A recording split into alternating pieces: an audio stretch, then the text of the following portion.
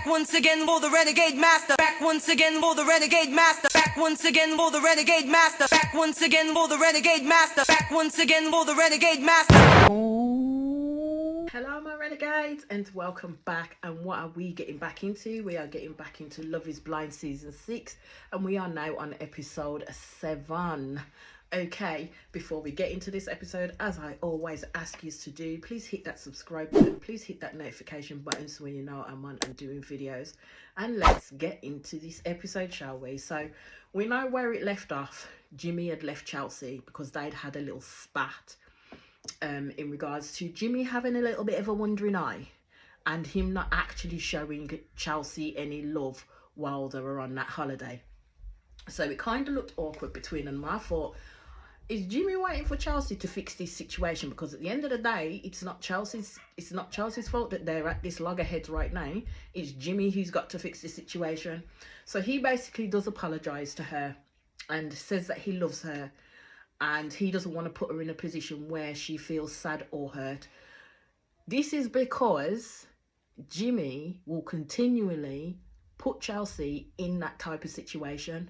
Reason being is due to the fact that he doesn't really want Chelsea. He didn't really want Chelsea. He's just playing a part right now. That's how I'm seeing it. He's just playing a part right now, and everything he says, Chelsea seems to fall for. Because at the end of the day, you literally need to listen to the words that is coming out of this man's mouth. Like, seriously, listen to the words that is coming out of his man's mouth. He's slick with it, but you have to catch it quickly in regards to what he says to Chelsea. Because I'm telling you, half the stuff that he says is a bag of shit. Like an absolute bag of shit. And Chelsea's just like lapping it up each time. But again, with this scenario, she forgives him with the quickness.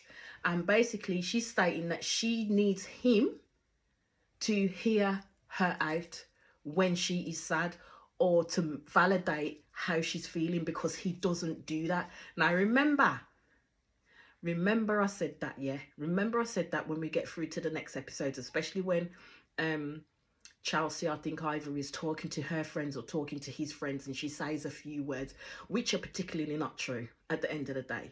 So remember, she said she needs him to hear her when she is not feeling great with situation, and she needs him to make her feelings feel valid, because he doesn't do that.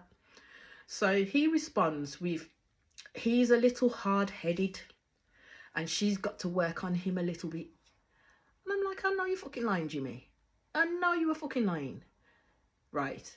Even if you were a little bit hard-headed, which you're not, you just don't really want to be with Chelsea, yeah? Then why has Chelsea got to be the one to work on you? Why are you not working on yourself? Like, seriously, why are you not working on yourself? You see, Brittany and Kenneth are having a chat and they're talking about like the couples and how they are, and they're saying that Johnny and Amy are quite solid. And then when it comes to Jimmy and Chelsea, Kenneth is saying that they look good together. But then when Kenneth mentions that Jimmy was just there praising up his relationship with Chelsea, Brittany just went, because she knows Jimmy's lying. She knows Jimmy is a full-on liar, because don't forget, Brittany knows the situation that happened between him and Jessica. There's certain girls in there that know the situation that happened between him and Jessica. So for all intents and purposes, as I said in my previous episodes, the only reason why Jimmy did not go for Jessica is because he was afraid of her. He was afraid of her. He did not want a woman that would be able to pull him to task in the way that Jessica pulled him to task. He didn't know which way to turn and what to do with himself. So he ran to the next person, which was Chelsea, because she is, as it's being noted now, a very forgiving person over bullshit that he does. So Kenneth brings up his confrontation that he's had with AD. And Brittany kind of took it straight away, as she appreciated the questions that AD had and how they discussed it. But if it's coming from a root, she said that AD's believing that Brittany won't be able to handle it. She would view their discussion differently. But she wanted to know the intentions, because she knew that AD identifying as a black woman, again, with the AD identifying as a black woman, she's said multiple times she's a black woman. You can plainly see that she is a black woman And I get why Brittany keeps on saying, like, you know, Kenneth identifying as a black man and AD identifying as a black woman. But from when you know who they are, you don't need to keep saying that. Like, seriously, it's a black man and black woman. They're having an important conversation. So Kenneth let her know about the important conversation. Basically, Kenneth is saying that he believes it was a good conversation to have. And Brittany, as she said, as she highlighted herself, had already started thinking about those things, especially around the guise of her being a white person and dating a black person. So she knew that she would have to have at least some understanding. So Kenneth did inform her that AD said what she said with good intentions. I don't see how any other way she could say it, to be fair. It was a discussion that needed to be had. And as I said in my previous episode, it's a discussion that Kenneth and Brittany were going to have anyway. But even though within that conversation, Kenneth did basically say that he had true concerns of people's opinions, and that it's good to have these talks because everybody operates differently. But he's basically saying to Brittany that his people just would want to know that he is good. And if he's good, then they're good in that sense. So Brittany asked a really good question where she said, what would make you feel confident in us being good? Kenneth didn't have an answer. But as it's a loaded question, that's something that he really needed to think about. I thought, as they were supposedly getting on with each other in the way that they said that they were getting on with each other, that Kenneth would literally have a ready answer as to what would make him feel confident in them two being good in regards to having a relationship and in regards to moving forward to a marriage. Again, I don't feel them. I don't feel them yet in the slightest. You've got Amy and Johnny doing house riding, Chelsea and Jimmy doing dune bugging, AD and Clay is going somewhere, sitting at a red light. And he basically said he likes red light kisses. Clay is too much. Like, seriously, Clay is too much. Sometimes I listen to him talk and he waxes poetic, he says all the right things. But then other times I just feel like he does shut down a little bit. And there's no trigger for him shutting down. He just does it. So I don't know, at those times when he's shutting himself off, that he really does not have nothing nice to say, or it's a case of, I don't know what I'm doing here type of thing. And this is why I said this man needs to have therapy. He needs to stop using AD as his emotional sounding board or his emotional blanket, because it's not fair on her at the end of the day. She wants a good experience from this. He's not essentially, I would say, he's not essentially giving her one. So it does go to Laura and Jeremy, and they're at the beach. It appears as though that night, after they'd had their little talk about Jeremy being a little bit forward in terms of saying certain things in mixed company that he should not have said to AD, that Laura may have mentioned to him, he basically slept out on the sofa and she slept on the bed. So basically Laura felt iced out by this man. Now this is what I mean about maturity. Jeremy was not Jeremy was not mature enough to literally sit and have this discussion with Laura on a level and say, well, this is where I'm feeling, this is where I'm at, and actually have an open table discussion with Laura in order to rectify things before they went to bed. He didn't do that in the slightest. But I've noticed throughout the episodes that Jeremy would do something, knowing full well that he's pissed Laura the fuck off, but then will not say anything. And it's Laura that then has to go and broach the subject with this man. And I'm thinking, what, are you 2 years old? Like, seriously, are you 2 years old? You're telling me that you know you've done something wrong and you can't get up off your ass, go find the person that you chose, the one that you want to call wife, and sit down and have a conversation with her. You have to wait for her to come to you. Yeah, Jeremy shouldn't even be in that show either. Sometimes I'm wondering, what are these people doing here? Like, seriously, what are these people doing here? So anyway, Laura is basically saying that she likes Jeremy, but Jeremy is also saying that he needed to have communicated better to Laura than icing her out all night. He's basically saying that they've sorted the situation out, there's nothing wrong. And I'm like, my guy, you handled all of that wrong. You handled all of that wrong, because at the end of the day, a situation happened where you talked about something in mixed company and you shouldn't have done that. And your brain should have told you, don't let me mention this, because you know what Laura may think. Why have I mentioned this in mixed company? You did that you had the fallout and then you couldn't talk about it afterwards, but then Laura had to come to you again. I don't see it with them two either. I really don't see it with them two, because their personalities are so different, and their personalities are coming to the forefront in terms of little things that they do. It's just completely different. So then we get to Amy and Johnny. They're still getting on with each other. At this point, they haven't really encountered an issue, but I reckon there will be one, and it'll be a big one on the horizon for them too. Yeah, there's nothing much more to say about Amy and Johnny at the moment. So then we get to Brittany and Kenneth, and they're on this boat, and it is the most awkward boat ride ever, because Brittany is trying to fill in the silence and Kenneth is just sitting there not saying nothing. It is the silentest boat ride. It's not enjoyable. It's absolutely nothing. Like, the vibes are completely off. Poor Brittany's sitting there awkward as hell, looking at him, then looking away, and then looking out to the thing, and she's tapping her leg or tapping the side as if to say, I'm actually uncomfortable with this silence, and I don't know what's going on with you right now, but you're not talking to me. The only time Kenneth piped up was when they saw Dolphin. And then Kenneth had a whole story about this dolphin that he used to go and pet and used to love and this, that and the other. I'm just like, where was that chatter in the beginning? Like, seriously, where was that chatter in the beginning? And then it moves to them lying on the back of the boat. And again, this man is silent, like he's shut down completely. Brittany is then trying to talk to him, talking about physical touching and wanting a bit more from him in terms of the physical touching, because he doesn't give her that much.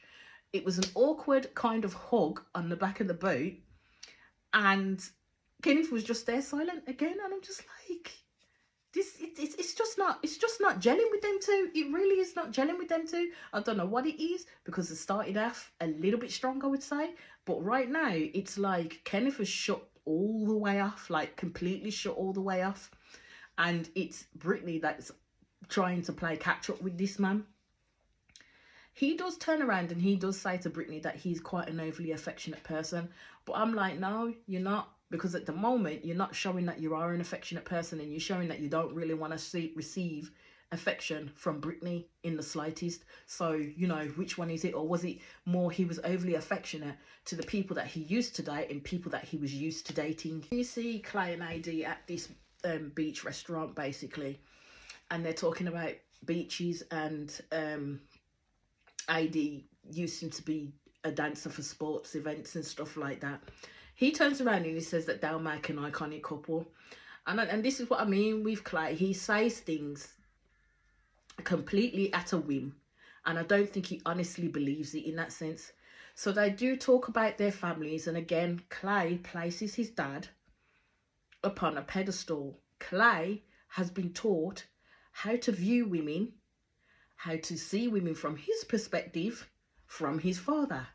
But his father's not made a very good impression or learned lessons in terms of how you're supposed to treat a woman, because Clay has talked about in the fact that his father had cheated like on his mom quite a lot. So the women that his father was meeting, Clay had been taken to those places. So basically his eyes have been opened up to a completely different world. So this is why I'm saying Clay does need to get therapy to deal with all of those life experiences that he had from a young age, because that put a view on him in regards to how he is, his lessons in regards to how he should treat a woman. I don't think he's treating AD great at all. He's very suave. He's very suave, and I think he's trying to emulate his dad in that essence, because he then sits there and he goes quite silent, and the silence is proper awkward, like proper awkward. He drank his soup like he was drinking pop. I can't talk because that's the way I drink my soup sometimes. If that soup is banging and it's just full of juice, then I will pick up the bowl and give it a good sup. Ida's eyes bugged out of her head when he did that. And she kept on watching him. She kept on watching him, all his little habits. Like when he started to clear up the table, that's something that I do as well. When I'm in a restaurant, I can't help myself. I will start to clear up the table and put things either on the end or in the middle, so it makes it easier for the server to like come and take it. But ID was looking at Clay as if to say, what the fuck am I just watching now? What is going on here? Where is this change in this man come from? So he basically turns around and says that he wants to try staying in the present and in the moment and doesn't want to let AD down. And I'm just like, but you're going to let her down at some point. And I'm like, is this man saying these things to speak it into existence because he knows at some point he's going to do some fuck shit that is going to fuck AD over? He just knows that it's coming because it's in his nature at the end of the day. That's how I'm seeing it with Clay. He says it's not a roadblock, but he knows what he will do. And so then he sat back, and then you can see when he was in his whole head thinking about scenarios. He must have been thinking about different scenarios. So he was basically starting at that point to unsettle AD.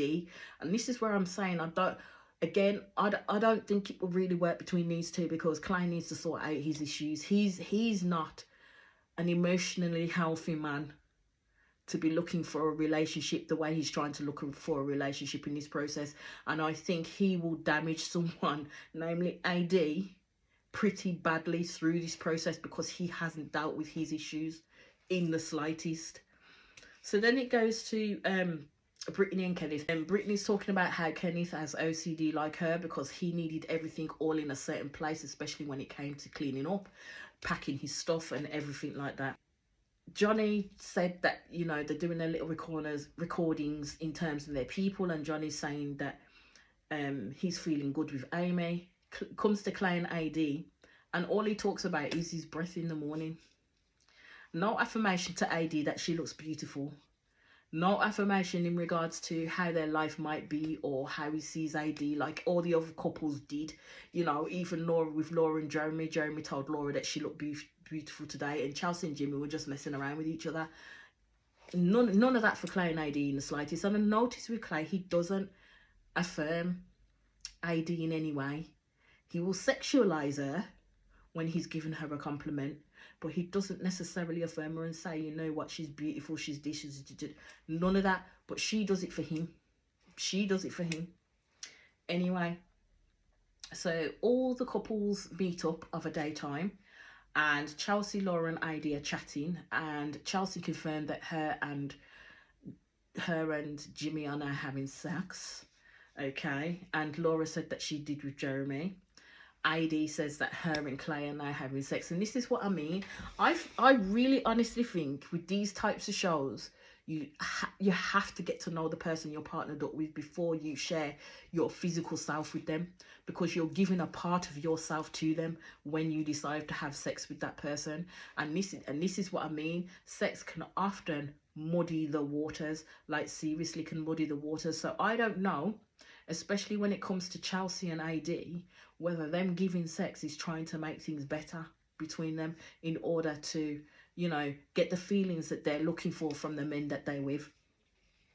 That's how I'm seeing it. So then with Chelsea more so, I'm thinking that the sex for her is kind of like a plaster over the situation that they were going through in order for her to feel desirable. And that's why she probably gave in and had that, you know, intimacy with Jimmy. Because when you see Jimmy and AD talk, he's basically, even though he's telling AD that he felt bad about like what he said, he was still saying to AD that actually helped him and Chelsea get to the next level. So AD laughingly said, I'm so glad you talking about my ass helped you and Chelsea get to the next level.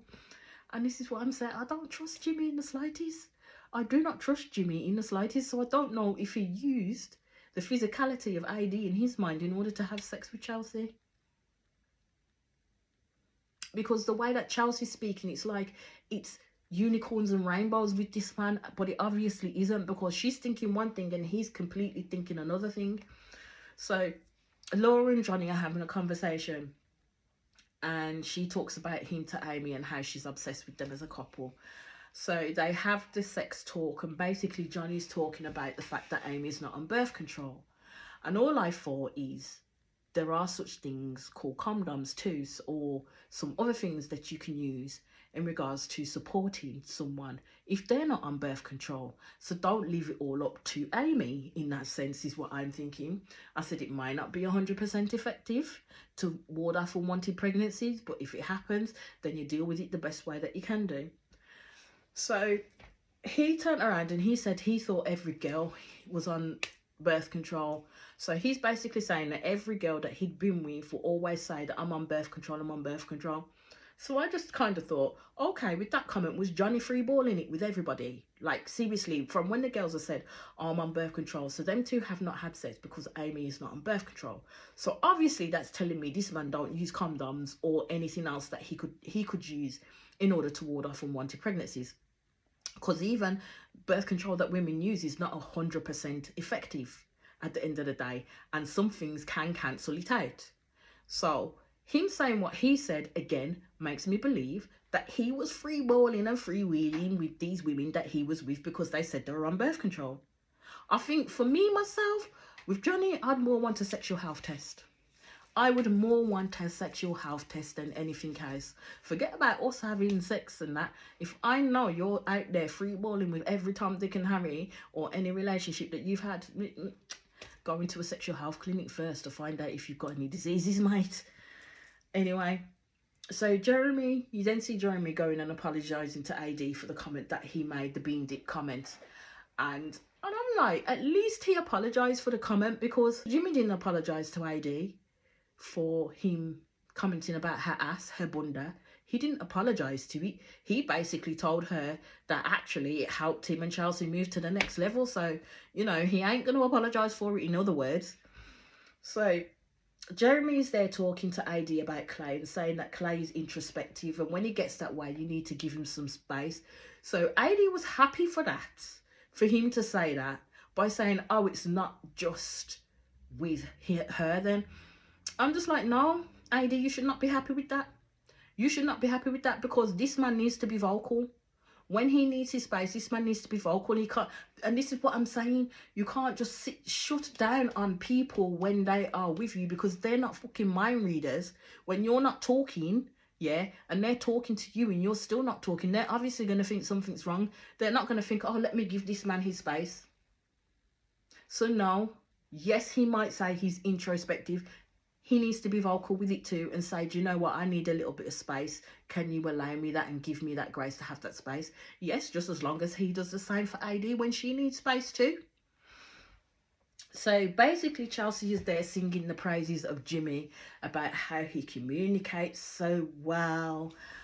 And then she turns around and shouts, God bless you, baby, I love you. And he says, I love you more. And I'm telling you, Chelsea is one of these girls that has to brag about the man that she's with, because she knows she ain't feeling an ounce of what she wants to feel from Jimmy. So this whole he communicates well is bollocks. Absolute bollocks. He doesn't communicate well. And when he does communicate, he says the wrong fucking shit anyway. Like, seriously says the wrong fucking shit anyway. So you see Jeremy talking to Amy, and then they talked about Johnny, and Amy is open where she's saying she's scared of what's going to come next in terms of the adjustment to the real world, and she is worried about how her dad will take it, because he didn't necessarily like the process, her going into this process in the first place. Jeremy talks about how he's happy with the physicality of his relationship. He then talks about Sarah Ann. I'm like, why are you bringing up Sarah Ann? Why is this man bringing up Sarah Ann? So he was basically saying that in the pods, when him and Sarah Ann kicked it, it was more fun with Sarah Ann, but with Laura, there's more a seriousness. And him and Laura had talked about how they would handle any type of disagreements.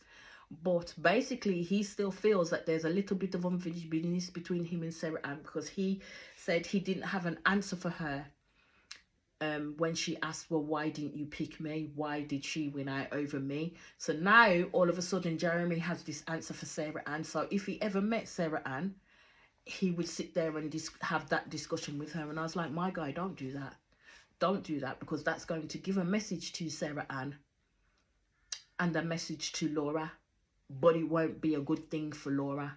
It'll be a very good thing for Sarah Ann, but it won't be a good thing for Laura. So no, Jeremy should not have those discussions with Sarah Ann in the slightest. And you see them all packing up, going back to reality, and they're going to Charlotte in North Carolina. So they have all their devices back now, so they have their phones and everything back. And the houses are not nice, you know. It's like cookie cutter houses all in one line, and all up the other line. It just, yeah, no, no. It's what horror movies are made of. Those types of houses and the way that they're situated next door to each other. Anyway, so Laura is basically saying that she's not nervous about no nuptials, but she won't get married to Jeremy if Jeremy is messy. And again, I will ask the question, what type of homes has this woman been in? Like, seriously? And to be honest, I don't think it will be the messiness that will get on her tits. I think it's the way in which Jeremy conducts himself, and his hyper playfulness is not going to be great. And the shit that comes up afterwards, as we'll all see. So you get to see Brittany and Kenneth, and he's basically asked her to cook. And she is deciding to unpack her stuff. Why is this man lounging across the house like he's a big old child on his phone? That man has his face stuck so much to his phone. You got Brittany chatting away to him, saying, oh, do you want to do this? Do you want to... He's not even giving that girl an ounce of attention.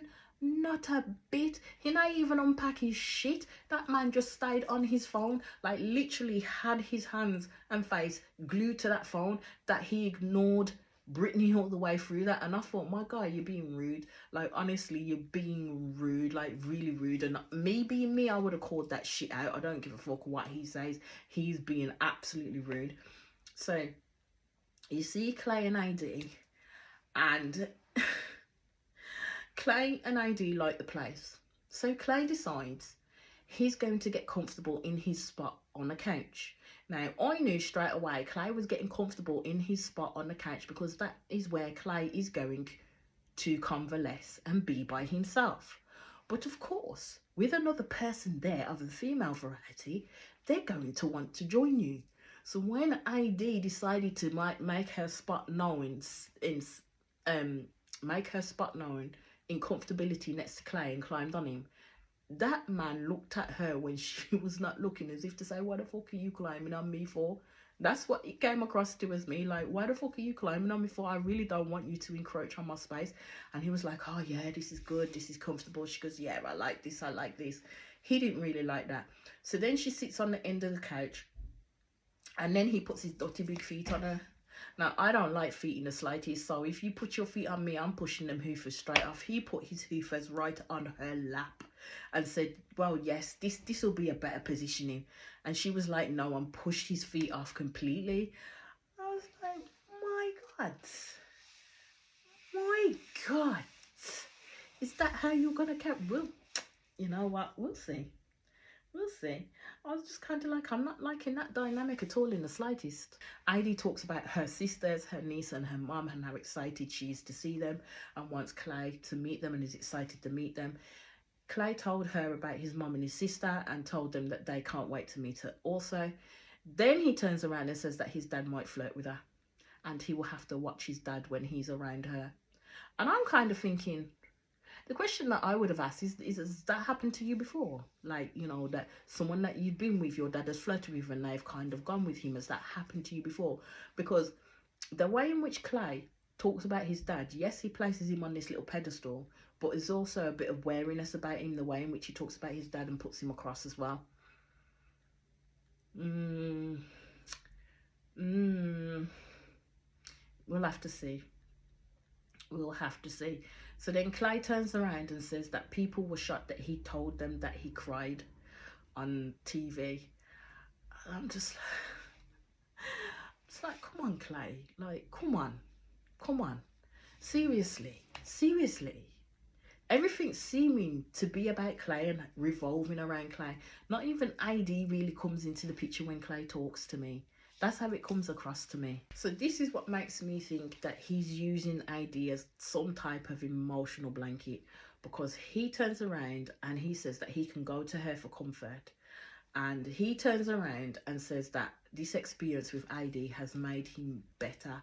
But I'm like, what has it made you better at, Clay? Like, seriously, what has it made you better at? Because you can give a good speech, you can say how this experience is like therapy to you, but you're not actually saying what bits do you want to change, how do you want to change, how is this experience making you better? All I'm seeing is him just do, and literally AD's just lapping it up like the cat that got the cream. And I'm like, no, you have to read between the lines with Clay, like, seriously. At least I don't think Clay knows what he wants at all, like, seriously. I think he's playing at this game at the moment.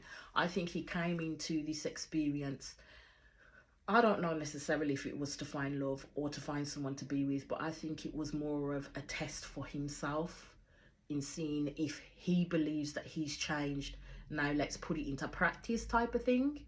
That's how I'm seeing it come off. But anyway, that's where the episode ended, but I'll be back in quick succession with the next episode.